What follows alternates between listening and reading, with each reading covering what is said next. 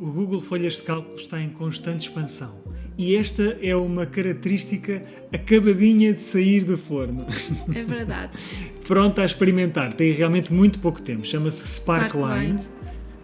O Sparkline é muito útil para analisarmos os dados, pois podemos ter um mini gráfico dentro de uma célula. É verdade, cria-nos aqui uma linha de evolução. Por exemplo, conseguimos ver exatamente as linhas que fizemos no nosso gráfico de linhas, conseguimos transpô-las agora para uma célula, para uma leitura muito simples, mas também muito rápida dos dados que temos aqui em mãos. Vamos ver.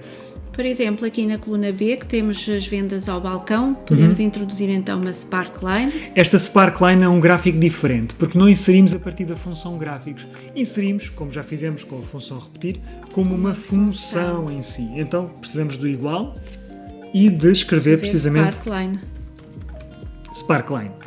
Ora, já temos aqui uma ajuda a surgir que vamos aproveitar. Sparkline é um gráfico em miniatura dentro de uma célula. É sim, senhor. Então vamos colocar o parênteses e perceber quais são os dados. Que tipo de opções ou argumentos temos que colocar na nossa função. Temos que colocar onde é que estão os dados, qual é o intervalo de dados. Reparem no exemplo aqui. O intervalo de dados deste exemplo é de A2 até E2. Vamos escrever isso também. Só que em vez de escrever... Vamos selecionar. Vamos selecionar aqui assim com o setor do rato. Portanto, selecionamos a nossa coluna B, portanto apenas os valores da coluna B, fechamos o parênteses.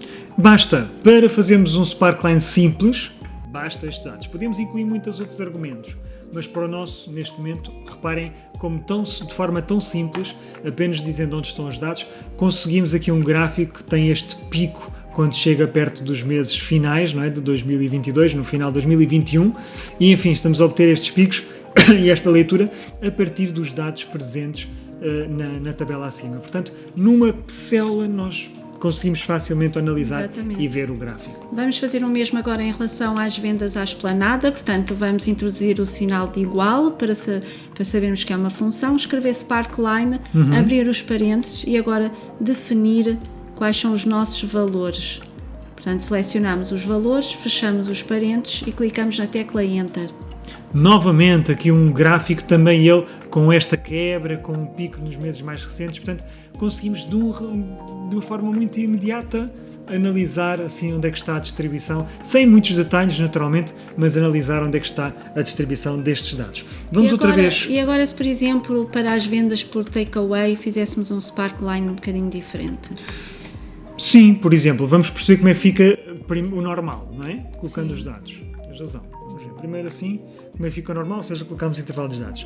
É uma leitura um pouco estranha, porque só vemos uma reta que começa cá em baixo e que vai a subir. Teve sempre em crescimento. Teve sempre em crescimento, mas não começou do zero. É verdade. E aí é que está o problema. Os nossos dados começaram de vendas a partir de 12.000. Portanto, vamos dizer ao Sparkline, vamos aproveitar esta barra de funções aqui em cima, vamos dizer ao Sparkline que queremos que a linha comece com um eixo que inclui o valor 0, ou seja, a linha vai começar mais tarde, vai começar no valor 12.000, se começa a escala a partir do 0, então a linha não vai começar mesmo da origem da célula, não é? Daquele cantinho da célula, vai começar um pouco mais acima. Ora, todos os argumentos para o nosso gráfico, têm que estar entre chavetas. Vou colocar aqui chavetas. Todos os argumentos que viemos acrescentar ao gráfico têm que estar entre chavetas. E depois temos que os colocar... Entre aspas. Exatamente. Entre aspas e uma barra para depois acrescentar o valor. Não é o tipo de opções que fazemos no dia-a-dia, mas é fácil de aprender com alguma prática. Portanto, chavetas, colocamos o argumento dentro da aspas, o y-min, e agora vamos indicar-lhe o valor a seguir àquela barra. Portanto, neste caso, queremos que no eixo dos y queremos que o valor mínimo seja 0, ou seja, no eixo da vertical queremos que o valor mínimo seja 0. Exatamente, e fechamos o parênteses. Portanto, o que é que nós... Uma grande mudança já. Sim, e o que é que nós fizemos foi colocar o y, porque era o eixo do y, portanto o eixo da vertical, e o min, que é o valor mínimo, e portanto separamos pela barra e dissemos que o valor era o 0. É verdade. Então, esta linha já não começa cá em baixo na base do gráfico, já começa um pouco mais acima e conseguimos então perceber que o valor começou já alto e aumentou. É uma leitura ainda mais detalhada em relação à Sparkline que tínhamos anteriormente. Vamos então agora continuar, não é? Temos mais uma Sparkline para fazer. No total vamos introduzir então igual, Sparkline, abrimos o parênteses, vamos selecionar os nossos dados, Já temos todos aqui, todo o intervalo, de E2 até E18. E podemos acrescentar outro argumento, por exemplo, podemos acrescentar a grossura da linha. Temos que acrescentar estes argumentos em inglês, portanto vamos chamar de line width. Portanto, Temos os argumentos primeiro dentro das aspas. Colocar a chaveta e nesta chaveta dentro de aspas, line width. E este line width, portanto, já escrevemos o nome do argumento, falta-nos a barra e agora vamos colocar uma grossura de linha de 3. Vamos começar por aí e ver o que aconteceu ao nosso gráfico. Já temos um gráfico com outras cores, não é? Exatamente. Reparem que este gráfico está azul. Isto porque o tipo de letra, a cor da letra desta célula influencia a cor do gráfico. Vejam só. Então podemos alterar para outra cor qualquer. Por exemplo, podemos alterar para esta cor. Já agora vamos ver o preenchimento da célula. Toda a formatação da célula continua aqui, o preenchimento, a cor continua aqui a estar disponível. Portanto, ainda maior personalização de um Sparkline. Antes de terminarmos, vamos aproveitar ainda esta função para repetir o efeito pictórico do pictograma que criámos no início da nossa aula digital.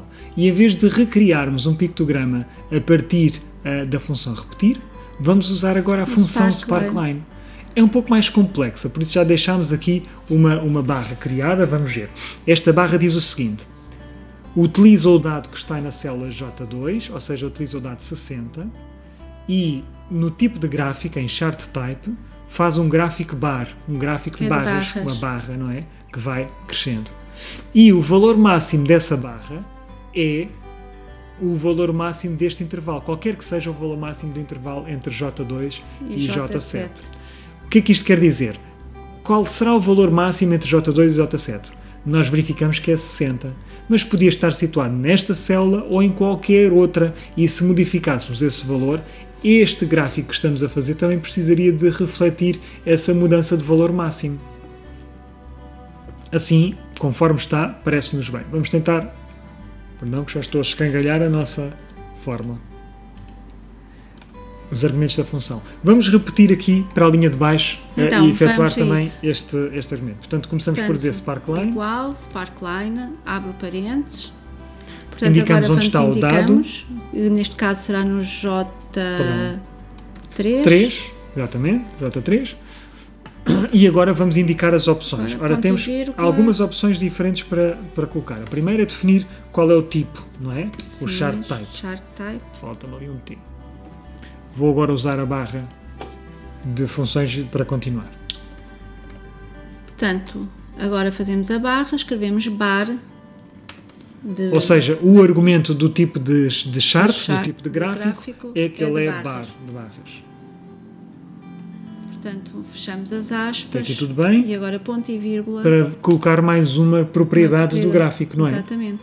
Neste caso vamos definir qual é o valor máximo. Então, o valor max.